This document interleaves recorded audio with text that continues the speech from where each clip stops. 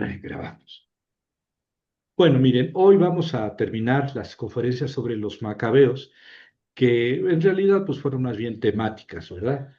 La primera sobre la historia, que es un asunto muy complejo, o sea, ¿por qué es ese siglo segundo antes de Cristo? Y es en ese momento de la historia en que se acaba el imperio de Alejandro Magno y entonces las facciones se dividen la hegemonía. Y como nos toca estudiar Israel, precisamente, Israel está entre el imperio, digamos así, asiático y el imperio egipcio, los antíocos, por un lado, o seleucidas, descendientes de Antíoco o de Seleuco, en Asia, y los ptolomeos, que son los que gobernaron en Egipto. Y Israel está precisamente entre esas dos potencias. Pues al principio quedó Israel bajo la soberanía de Antíoco, de los antíocos de Asia, pero Ptolomeo muy pronto arrancó ese control de Palestina a los antíocos y se quedó con el gobierno hasta el 198 antes de Cristo, cuando Antíoco III arrebata el control de Palestina a los Ptolomeos y, vamos, controla la zona de Palestina, pero entre ellos se peleaban mucho, o sea, los Ptolomeos y los Antíocos o Seleucidas se pelearon toda la vida y Israel quedó en medio como chícharo en bandeja. Este, vamos, aprendió a vivir entre dos grandes potencias, la de Egipto y la de Asia, y luego vino este Antíoco IV que hizo la persecución de los judíos y instauró la famosa abominación de la desolación en el templo de Jerusalén en el 167 antes de Cristo, y se levantaron en armas, Matatías Macabeo y sus hijos. Y eso es lo que da nombre a estos cuatro libros, ¿verdad? Los cuatro libros de los Macabeos. Y con tan buena suerte que en 3 años logran, digamos, si no vencer al imperio asiático ni al imperio egipcio, pues sí mantener cierta independencia, ¿verdad? Y entonces purifican el templo, viene la famosa fiesta de la Hanukkah, que quiere decir las luminarias, porque purifican el templo y lo rededican 164. Sin embargo, siguen teniendo muchas guerras, ya sea con los Ptolomeos de Egipto, ya sea con los Antíocos de Asia, pero siguen teniendo muchos problemas y muchos conflictos. Muere Matatías y deja el gobierno a su hijo Judas, Judas Macabeo. Judas Macabeo es nombrado sumo sacerdote, porque entonces el sumo sacerdocio se volvió una moneda de cambio, ¿verdad? El rey Ptolomeo de Egipto le ofrece el sumo sacerdote al, al Macabeo y le dice, pero tú eres mi aliado, ¿verdad? Pero luego viene el rey de Asia y le dice, no, yo te ofrezco el sumo sacerdote y 300 talentos y libertad religiosa. Y entonces los macabeos siempre están en conflicto, siempre están luchando por tener cierta independencia eh, vendiéndose, perdóname la expresión, vendiéndose al mejor postor, es decir, aliándose ya sea con uno, ya sea con otros de los reyes de la época. Y, y luego se acabaron los macabeos con Simón Macabeo y gobernó uno de los hijos de Simón Macabeo, Juan Hircano.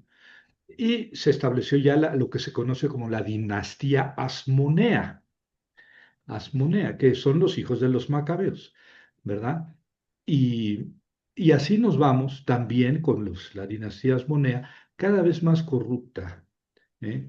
Porque pues tenían el sumo sacerdocio, tenían el reino muy limitado de Israel y siempre, digamos, entre la espada y la pared, o sea, ahora sí que nunca mejor dicho, entre Egipto y Asia, y siempre también bajo el ojo avisor de la potencia imperial naciente, Roma. Roma, hasta que Roma decide entrar en Israel. Pompeyo entra el 64 antes de Cristo, entra en Jerusalén y entonces ya establece ahí eh, al rey, ¿verdad? Establece un reino. Herodes el Grande queda como rey, etcétera. Eso, la historia la conocemos un poquito más, pero es una historia, es un momento, un siglo o siglo y medio muy conflictivos, muy conflictivos. Y además tenemos varios historiadores que nos hablan con todo detalle de todos los movimientos políticos y religiosos. Polibio, por ejemplo, analiza toda esa época con mucho detalle políticamente, ¿verdad? También lo hace Josefo, Flavio Josefo, un judío, pero él atiende también a detalles de la religión, del sumo sacerdocio, de los fariseos, de los saduceos y todo eso. Bueno, y entonces tenemos muchísima información, por eso la historia de los macabeos es una historia, si ustedes leen cualquiera de los dos libros macabeos, pues, se hartan de ver nombres, fechas, y lugares. Bueno, la segunda conferencia la semana pasada fue sobre 3 y 4 Macabeos, que son dos libros que no quedaron ni en la Biblia católica. Están en algunos códices de las 70 o de los 70. Esto quiere decir que en algunas comunidades judías los consideraban libros, si no santos, por lo menos edificantes y dignos de ser leídos, ¿verdad? Cuando los judíos cerraron su canon, al fin del siglo primero después de Cristo, excluyeron todos los libros de los macabeos, entre otras razones porque estaban en griego, no en hebreo ni en arameo.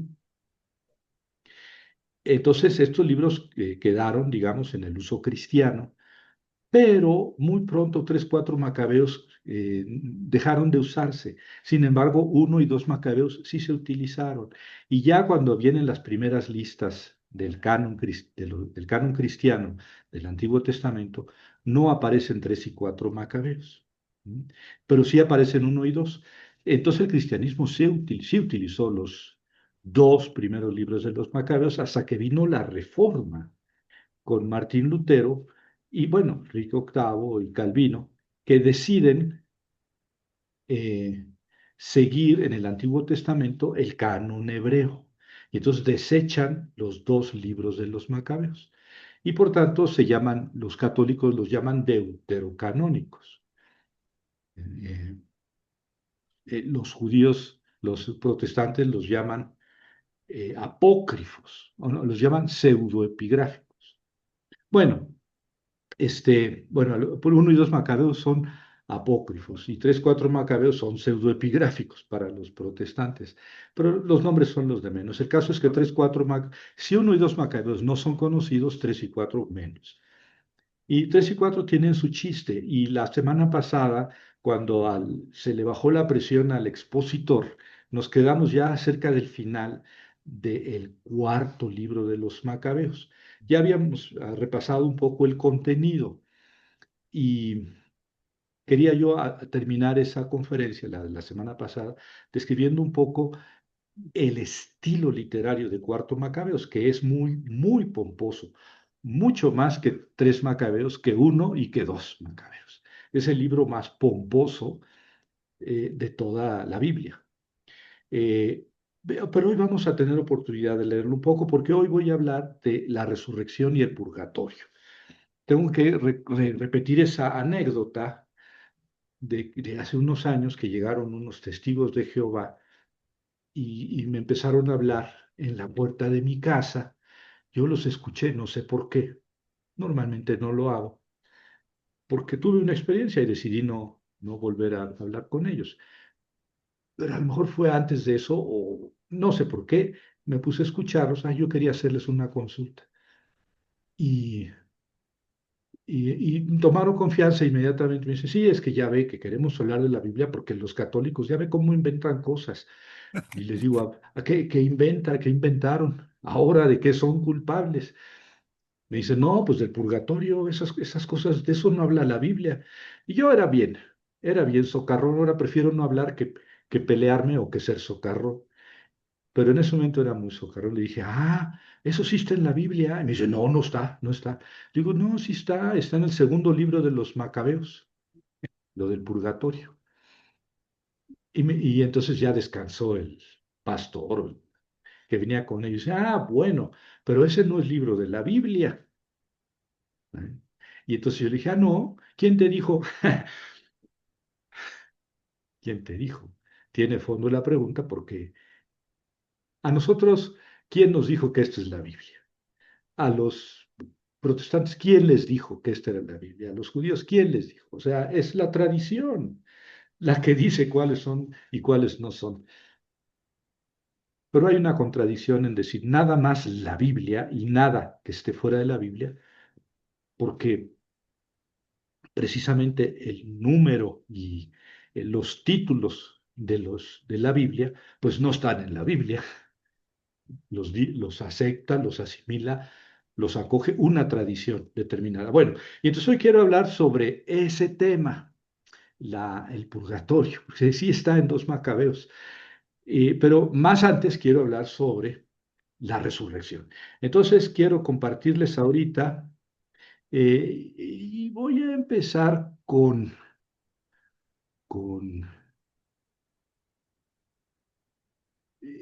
voy a empezar con lo que tengo que empezar, evidentemente, ¿verdad? Con este texto de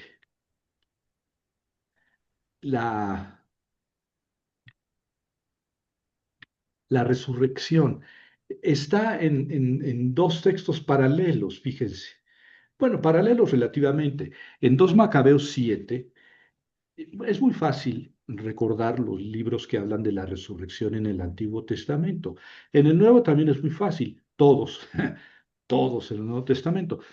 Pero en el Antiguo solamente hay dos libros, o tres, ¿verdad? Que hablan de la resurrección. 2 Macabeos y Daniel, esos que están en la Biblia católica.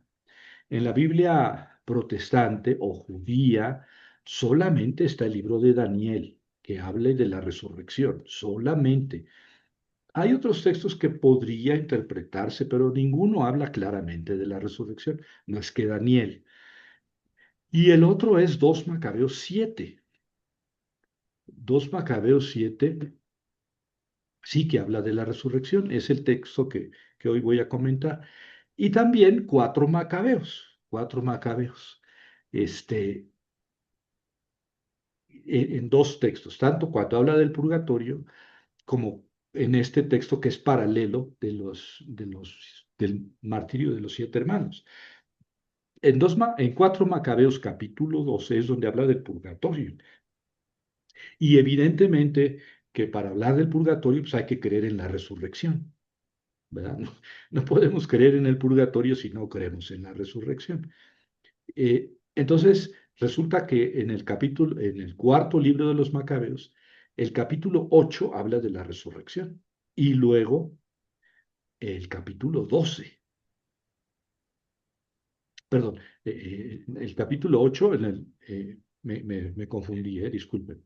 El capítulo 8 habla de la resurrección, 4 Macabeos, y 2 Macabeos habla en el capítulo 7 y luego en el capítulo 12. 2 Macabeos, cuando habla del purgatorio, habla de la resurrección. Ese segundo tema lo tomo después. Ahorita voy con este que quiero mostrarles así muy rápidamente, el paralelismo que hay entre 2 Macabeos 7. Noten que es un capítulo, cuando se habla del martirio de los 7 hermanos y la muerte de su mamá. En 2 Macabeos 7 no hablan del martirio de la madre, nada más dicen, al final también murió la madre. Pero el rey Antíoco IV fue el que quiso, digamos, acabar, exterminar la religión judía y helenizar a los judíos y puso la abominación de la desolación en el templo. Y los macabeos se levantaron en armas y aquí se narra en el capítulo 7 el martirio de 7 hermanos. Ese martirio se retoma en el cuarto libro de los Macabeos, pero como pueden ver, en el segundo libro de los Macabeos es escasamente un capítulo, capítulo 7. ¿Mm? Escasamente, ahorita van a ver por qué. Mientras que en el cuarto libro de los Macabeos tenemos 10 capítulos que hablan del martirio de los 7 hermanos y también del martirio de la mamá. Ya dije que en 2 Macabeos 7 no se habla del martirio de la mamá. En 4 Macabeos sí. Entonces voy a hacer una comparación muy rápida. Aquí están los versículos. Del capítulo 2 de Macabeos 7 están los versículos. En el versículo 1 dice que los jóvenes, los 7 hermanos, son azotados, ¿verdad? Aquí en 4 Macabeos utiliza 16 versículos del capítulo 8 para decir que el rey quiere sobornar a los hermanos. Es decir, miren muchachos, yo les voy a dar una lanita, les voy a pasar una beca de jóvenes construyendo el futuro y les voy a añadir este sembrando vida y les voy a bueno, ya me entienden, ¿verdad?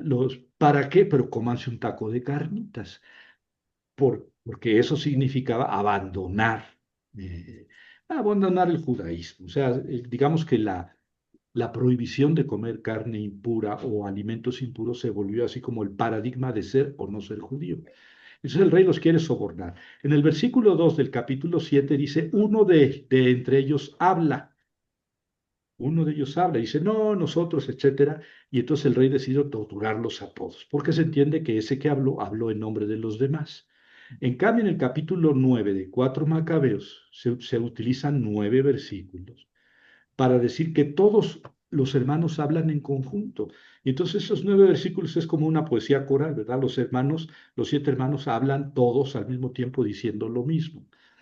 No lo vamos a leer porque después tendremos oportunidad de leer un poco de ese libro. Los versículos 3 a 6 hablan del martirio del primero, ¿verdad? De forma bastante, 4 versículos, 3, 4, 5 y 6, bastante abreviada. Mientras que en el cuarto libro de los Macabeos se utilizan los versículos del 10 al 25 para hablar de su martirio. Entonces se habla de la rueda, este, no sé exactamente cómo era esa tortura, pero era una rueda donde amarraban a la víctima y lo estiraban de manera que se descoyuntaba, se le zafaban los brazos, las piernas, etcétera. A este muchacho le castigaron con látigos, lo amarraron en la rueda y le prendieron fuego para tatemarlo. Después viene el martirio del segundo. En el segundo libro de los Macabeos son 3 versículos, 7, 8 y 9. Y ese segundo muchacho afirma la resurrección. Dice, yo voy a resucitar. Para nosotros hay resurrección. Utiliza el verbo anagistemi, ¿m? Que quiere decir literalmente ponerse de pie, ¿verdad? Etimológicamente, ponerse de pie.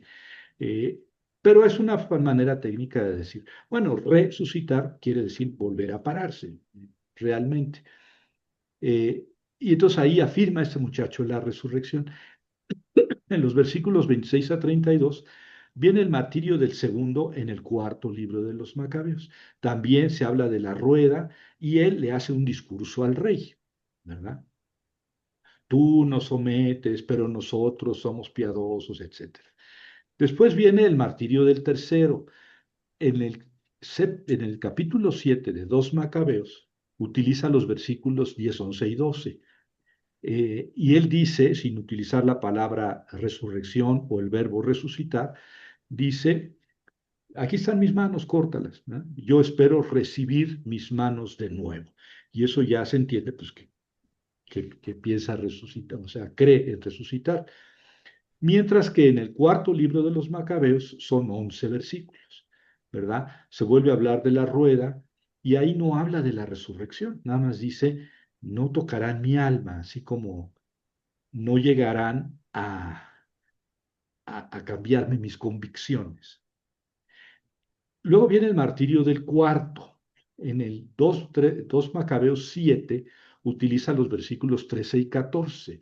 Y ahí dice, para nosotros habrá resurrección, porque morimos por la ley de Dios. Para ti, rey, no habrá resurrección. Eso es importante. No todo mundo va a resucitar. Van a resucitar los buenos. No dice que los malos no, pero dice el rey no. No, no habla ahí de los demás. Dice, tú rey no vas a resucitar, pero nosotros sí. En el cuarto libro de los Macabeos utiliza 10 versículos en el capítulo 10, de los versículos 12 al 21, donde el joven, el cuarto hermano, dice que habrá vida eterna. No habla de la resurrección, ¿eh? Noten que en el segundo libro de en el cuarto libro de los Macabeos no se habla de la resurrección, ¿eh? Nada más el cuarto hermano dice, hay vida eterna para los piadosos. Pues eso debe entenderse como resucitar o algo así, pero no utiliza la palabra resurrección ni el verbo. Luego viene el martirio del quinto. En el séptimo capítulo del segundo Macabeos son los versículos 15, 16 y 17. Y le dice al rey, el hermano este, el quinto, Dios te castigará, pero no se narra ni siquiera la tortura, como nada más son 3 versículos, pasa muy rápidamente el autor sobre la muerte del quinto, mientras que en el cuarto libro de los Macabeos son 12 versículos. Se vuelve a hablar de la rueda como un instrumento de suplicio y hay un discurso de este quinto hermano al rey. Luego viene el martirio del sexto. En el segundo libro de los Macabeos, capítulo 7, son 2 versículos, 18 y 19. Vuelve a amenazar al rey, ¿verdad? Y tampoco se narra su tortura, ¿verdad? Es muy rápido el texto. Sin embargo, en el cuarto libro de los Macabeos, en el capítulo 11, se utilizan de los versos 13 a 27. Y dice el muchacho, el sexto, soy el más joven, así dice, en el versículo 14. Eh, Hace un discurso al rey, puse ahí fuera, pero es la rueda, porque se habla de ese instrumento de tortura, que yo dije que no, no sé exactamente cómo funciona. Pero también el muchacho es quemado. En el libro segundo de Macabeos siguen los versículos 20 a 23 en donde se habla de la conducta de la madre. Dice la madre a los hijos, Dios les va a devolver el espíritu. Como ven, no utiliza el verbo resucitar, pero sí la idea, Dios les devolverá el espíritu. En el fondo, pues hay que entenderlo como resucitar, ¿no? Ese discurso de la madre no aparece en el cuarto libro de los Macabeos, ¿verdad? Después en los versículos 20 a 40, 24 a 40 del capítulo 7 de 2 Macabeos, viene el martirio del séptimo hijo, ¿verdad? La madre lo anima al martirio, porque el rey le dice al muchacho, le dice, mira, ahí está tu mami, eres lo único que le queda, no la vas a dejar sola. O sea, yo te pongo un departamentito en la Condesa, ¿verdad? Y arriba te pongo otro departamento para que lo pongas de Airbnb y tengas lana para vivir con tu mamá, pero no, no la vayas a dejar sola. Y entonces la mamá dice, cuidadito con que aceptes. Bueno, no, en realidad, el rey le dice a la mamá, convéncelo tú. Y entonces la mamá dice, sí, cómo no. Y entonces le habla al hijo y le dice, cuidadito con que aceptes, te prefiero muerto que renegado. Y el muchacho dice, sí, ya, yo ya lo sabía y no voy a desdecir el martirio de mis 6 hermanos, ¿verdad? Dice la mamá, Dios les va a devolver el espíritu y la vida, que yo vuelva a encontrarte en la misericordia, que yo vuelva a encontrarte, pues es una resurrección. Eso dice en el verso 29, y confiesa que hay una vida perenne, ¿verdad? Entonces al muchacho lo matan, ¿no? Al séptimo lo matan, y después dice en el versículo 41, también murió la madre. ¿Qué pasa en el cuarto libro de los Macabeos? Les decía yo que en el capítulo 11 dice el sexto, soy el más joven, ¿verdad? Luego viene discurso que hace el rey, se describe el suplicio y que es quemado. No se habla de que su mamá le hablara en ese momento, pero luego viene el martirio del séptimo. Dice en el cuarto libro de los Macabeos, capítulo 12, que es el más joven. Bueno, pero eso había dicho el sexto, soy el más joven. ¿Ven la contradicción? Y luego, cuando es el martirio del séptimo, dice que él es el más joven. El rey quiere sobornarlo, la madre lo exhortó en hebreo, le hace una larga exhortación. Ah, no, aquí no le hace la exhortación, le dice, la madre lo exhortó en hebreo, versículo 7, como diremos un poco más adelante. Sí, eso dice el cuarto libro de los Macabeos. La mamá lo exhortó en hebreo, como diremos más adelante. Esa exhortación sí está aquí en el segundo libro de los Macabeos, pero aquí en el cuarto libro de los Macabeos se le olvidó al autor que nos había prometido el discurso de la madre al séptimo hijo. Se le olvidó, se le olvidó. ¿Por qué? Porque le interesa, fíjense, el capítulo 14, ahora que es tiempo de mujeres, ¿verdad? Del capítulo 14, versículo 11 al capítulo 17, versículo 6, se narra el martirio de la madre, ¿sí? Mientras que acá en el segundo libro de los Macabeos se dice en un lacónico versículo que también murió la madre, no se dice que la torturara. Acá se utiliza, pues, más de 3 capítulos, ¿verdad? Para hablar del martirio de la madre. Claro, no describe cuál fue su suplicio, no lo describe. Más bien habla de lo que pasó, de lo que dijo su mamá. A ver, pues me van a ver si ya están viendo. Ahorita les voy a compartir el. A ver, me dicen si están viendo el capítulo 14, 4 Macabeos 14. ¿Lo están viendo? No. ¿No? Entonces dejo No, de compartir y no, empiezo. sí se veía. Ah, me No, engañaron. Ahí no, yo no. está. Bueno, no importa, ahora sí ya lo están viendo. 4 Macabeos 14, Ah, sí, pues. ¿verdad? Entonces aquí Sí, sí se está ve. cómo empieza el discurso del martirio de la madre, que va a ser el capítulo 17, pero no aquí. Eh, Esto se lo voy a leer un poquito nada más, son 3 capítulos, no los voy a leer todo, para que, miren, ahí dice martirio de la madre, para que vean el lenguaje tan pomposo, tan ampuloso del cuarto libro de los Macabeos. No hay igual, no tiene paralelo en el Antiguo Testamento. Este, pero la semana pasada no vimos esto que yo quería mostrarles del género literario, otras cosillas, pero no importa. Ya no estamos en esos tiempos de la semana pasada. Pero miren, miren cómo empieza a hablar el autor cuando el martirio de la madre. No consideren más admirable que la razón haya controlado a aquellos varones en las torturas, puesto que puesto que la mente de la mujer desdeñó sufrimientos variados.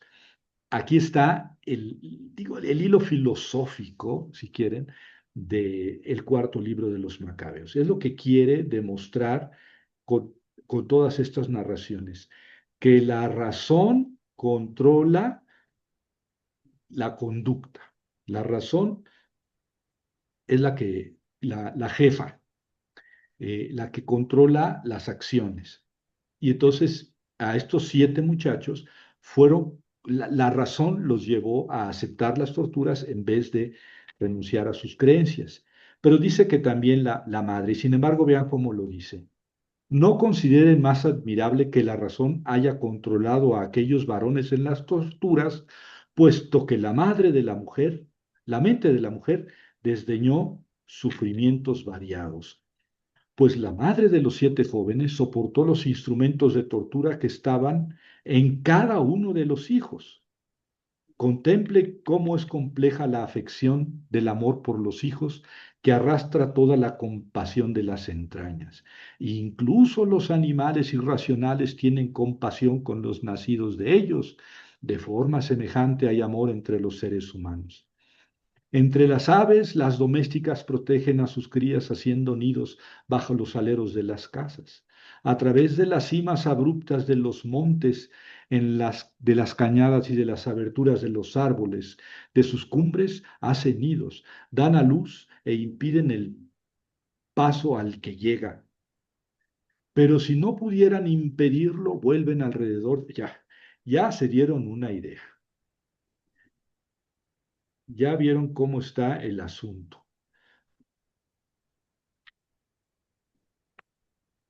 Entonces volvemos a nuestro texto y por eso ocupamos más de 3 capítulos, ¿ven? Más de 3 capítulos para hablar del martirio de la madre, que no se menciona, no se dice cómo fue martirizada, pero viene todo un discurso así muy, muy ampuloso del amor de la madre, ¿no? Porque evidentemente, si una madre ve morir a un hijo, pues muere con él en cierta forma. Si ve que están azotando al segundo, ella sufre los azotes al 2 por 1.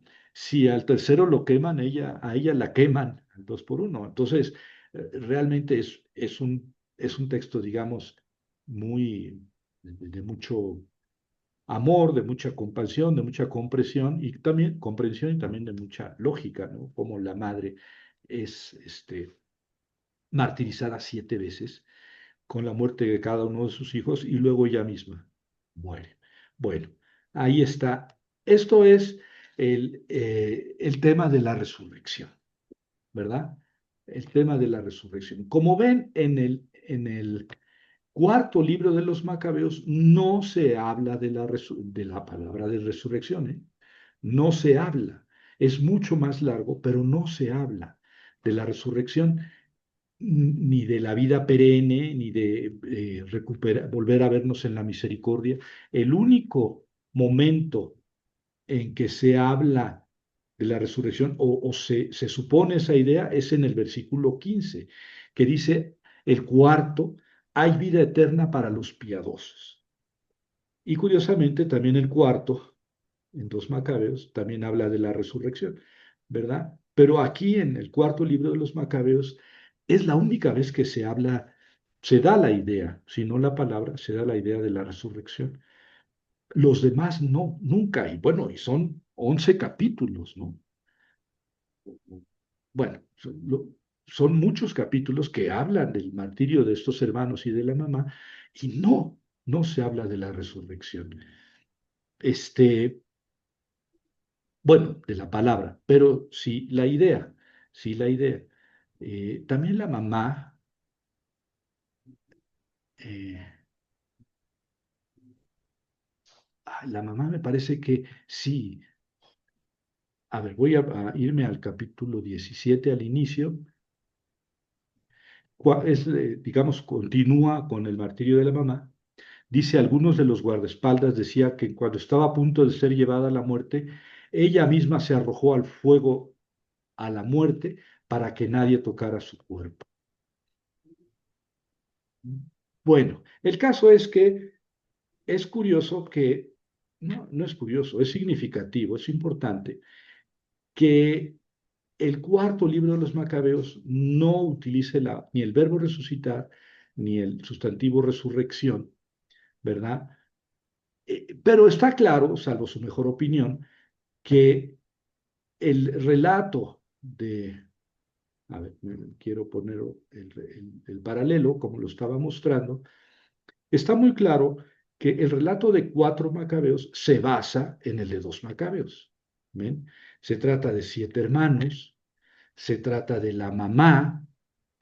Acá en el cuarto libro de los Macabeos hay una incoherencia, ¿verdad?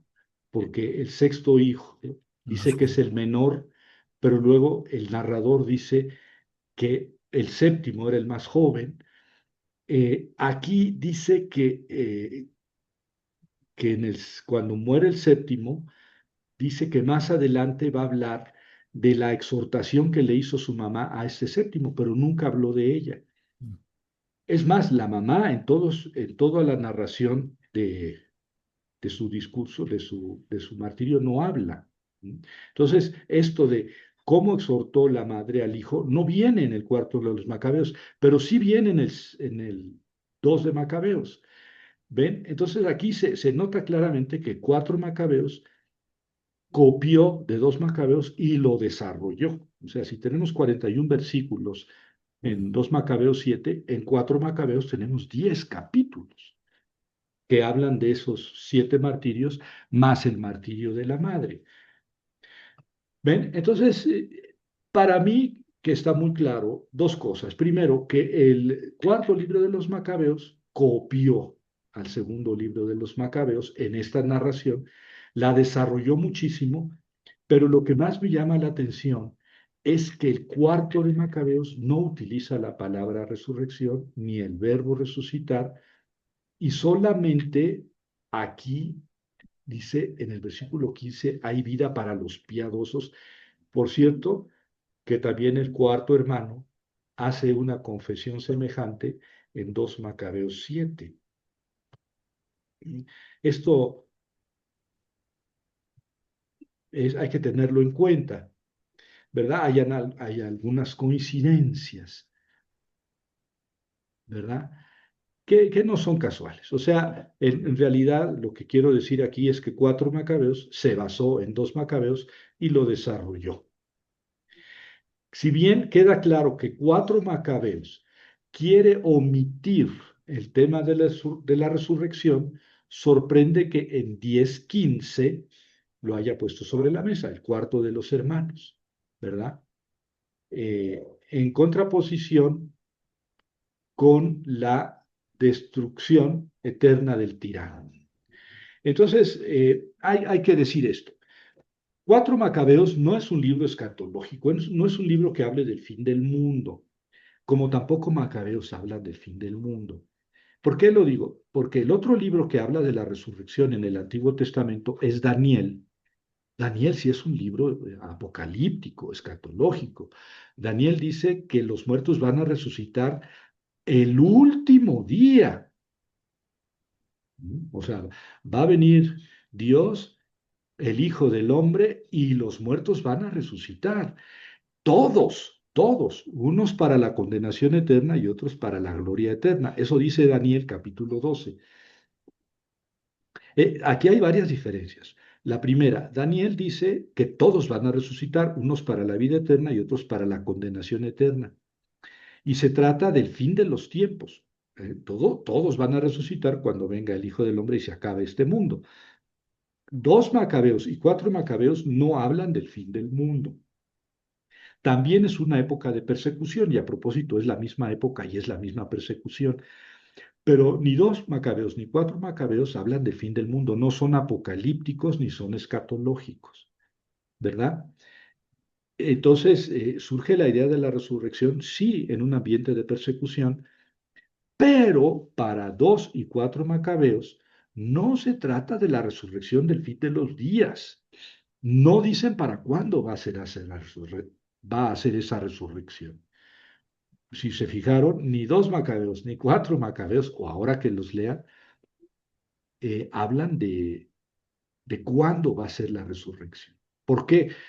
Porque no son libros apocalípticos, no están hablando del fin del mundo. ¿Mm?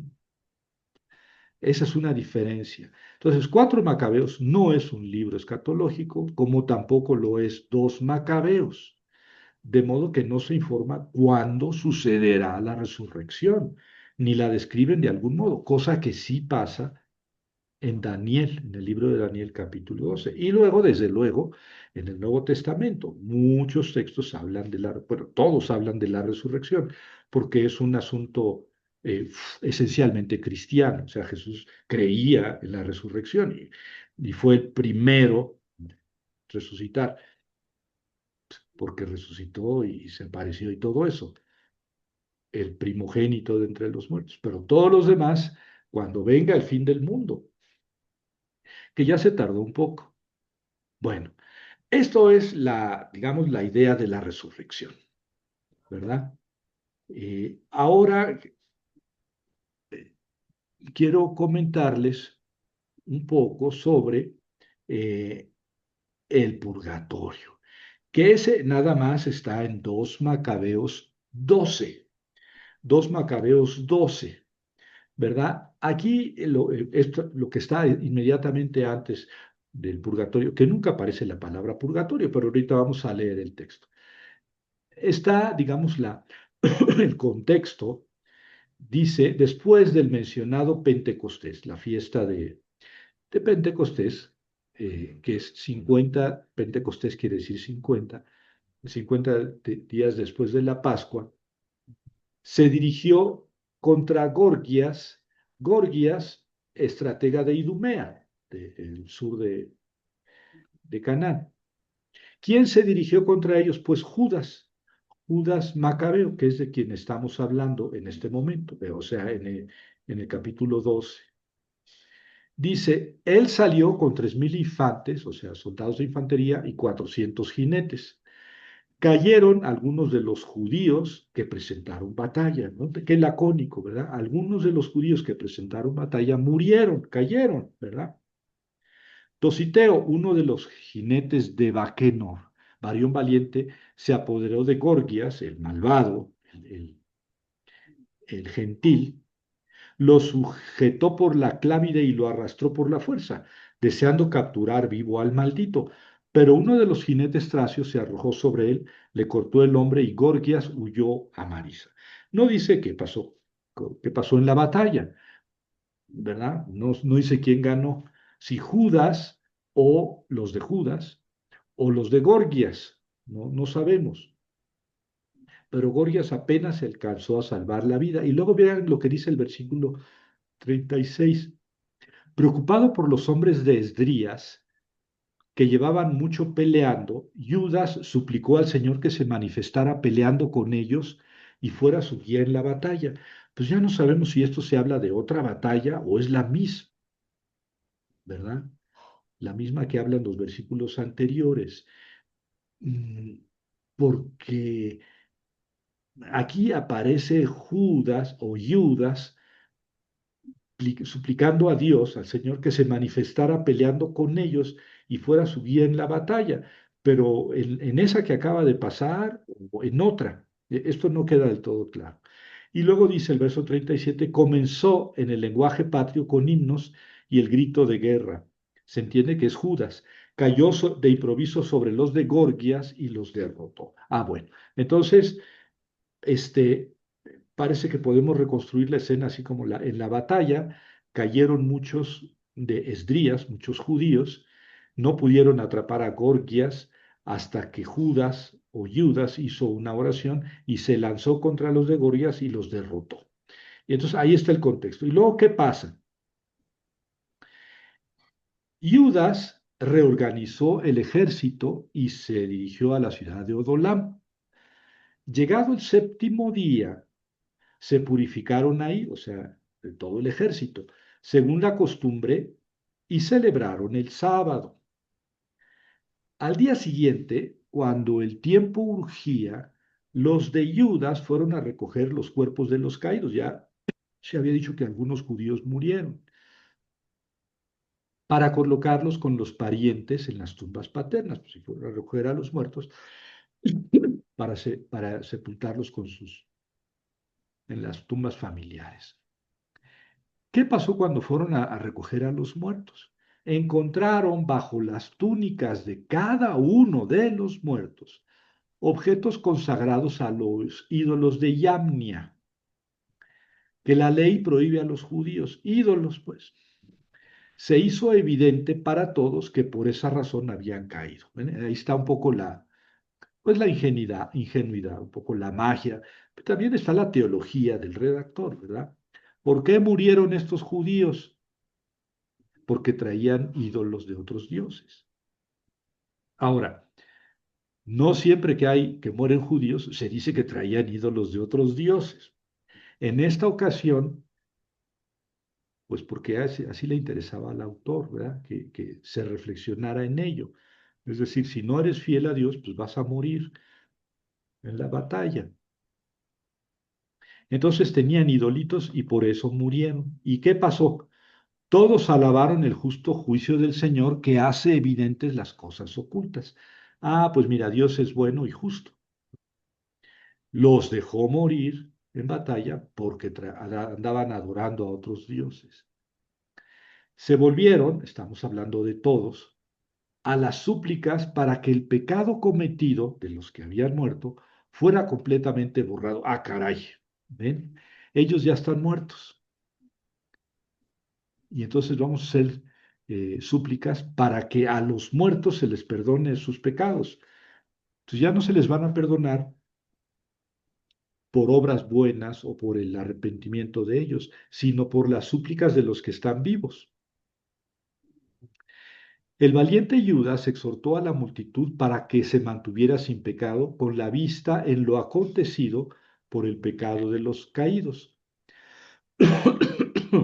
Hizo una colecta de 2000 dracmas entre sus hombres y la envió a Jerusalén, para ofrecer un sacrificio por el pecado. O sea, manda dinero a Jerusalén para que junten animalitos y ofrezcan sacrificios para que Dios les perdone los pecados a los muertos. Obró hermosa y noblemente pensando en la resurrección. ¿Ve? Aquí está el sustantivo. En la resurrección. Anástasis. Es el verbo aná, que quiere decir hacia arriba, y histemi, que quiere decir estar. Anahistemi, estar hacia arriba, ponerse de pie. Pensando en la resurrección. Sí, pues si no hubiera esperanza en la resurrección de los caídos, sería inútil pedir por los muertos. Ahí está la liga. O sea, si hay una resurrección, estos que están muertos ya no pueden hacer obras buenas para que sus pecados se olviden o sean perdonados. Pero los que están vivos sí pueden hacer sacrificios por ellos para que Dios les perdone sus pecados. Pues ahí está la idea clara del purgatorio, ¿verdad? Ellos estarán ahí o estuvieron ahí hasta que alguien haga oraciones por ellos o sacrificios por ellos para que salgan de esa circunstancia y accedan a la resurrección. Ahora, aquí no dice cuándo va a ser la resurrección. ¿Ah? Aquí no dice que estén ya resucitados y sufriendo en el infierno o sufriendo en el purgatorio. Sí, todavía no ha habido la resurrección, pero para cuando sea la resurrección de los muertos, sus pecados ya habrán sido perdonados. Pero si considerara que una magnífica recompensa está reservada a los que duermen piadosamente, era un pensamiento santo y piadoso. Por ello mandó hacer este sacrificio expiatorio por los muertos para que fueran liberados del pecado. Bueno, ahí tienen, pues que sí se habla del purgatorio, no se habla, no aparece la palabra purgatorio, no sé de cuándo sea esa palabra, pero la idea sí existe en el Antiguo Testamento. Claro, en el segundo libro de los Macabeos, pero ese libro no es de la Biblia. Bueno, no para los testigos de Jehová ni para los protestantes. Para un católico sí. Así que eh, tenemos elementos para discutir.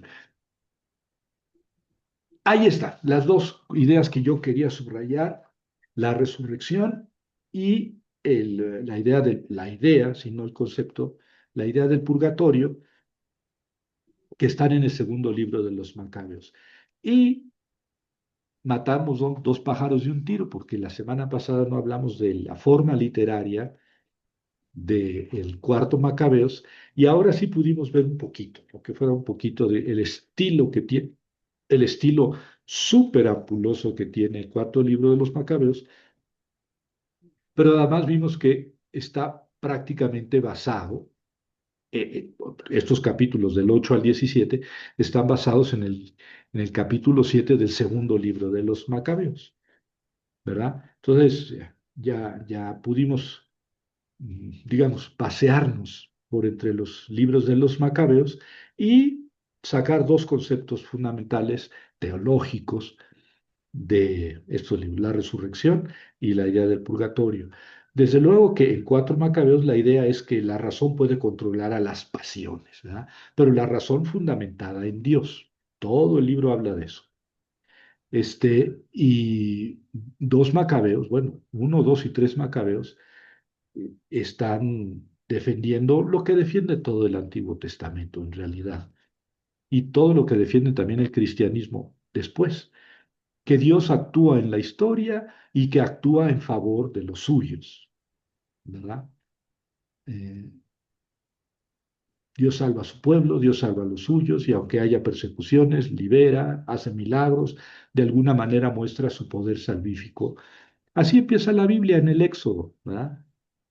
Y así termina el Antiguo Testamento con los macabeos.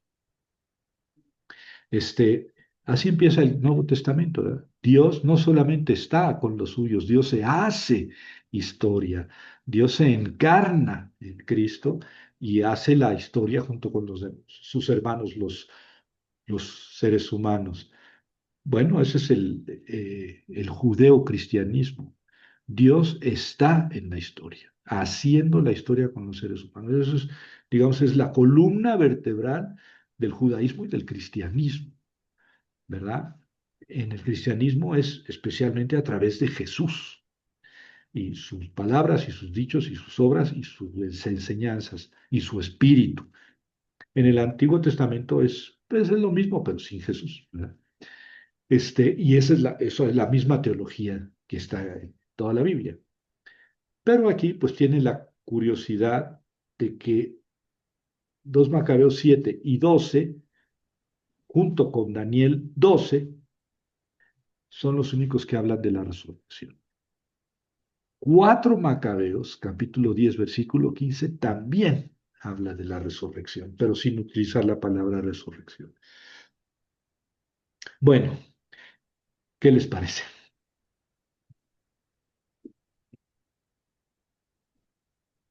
Ah, muy bien, bueno, entonces nos vemos. Que les vaya.